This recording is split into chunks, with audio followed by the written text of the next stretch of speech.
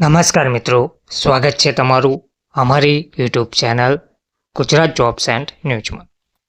મિત્રો, આખરે રાજ્યમાં આંગણવાડીઓને લઈને મહત્વનો પરિપત્ર મહિલા અને બાળ વિકાસ વિભાગ દ્વારા જાહેર કરવામાં આવ્યો છે. રાજ્યવ્યાપી સર્વે હાથ ધરવા સમિતિની રચના કરવા બાબત આ પરિપત્ર જાહેર કરવામાં આવ્યો છે.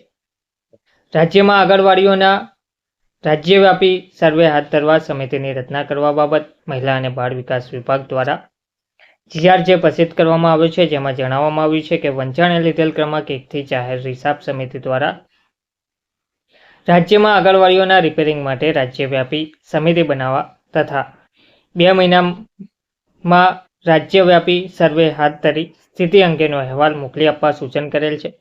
જે અન્વયે રાજ્યમાં આંગણવાડીઓના રિપેરિંગ માટે રાજ્યવ્યાપી સમિતિની રચના કરવાની બાબત સરકારશ્રીની વિચારણા હેઠળ હતી. તો ઠરાવ જે કરવામાં આવ્યો છે, જેમાં જણાવાયું છે રાજ્યમાં આંગણવાડીઓના રિપેરિંગ માટે રાજ્યવ્યાપી સર્વે હાથ ધરવા નીચે મુજબની સમિતિઓની રચના કરવામાં આવી છે. રાજ્ય કક્ષાની જે સમિતિ છે તેમાં સચિવશ્રી મહિલા અને બાળ વિકાસ વિભાગ, કમિશનરશ્રી ICDS, તે રીતે 12 સમિતિની રચના કરવામાં આવી છે.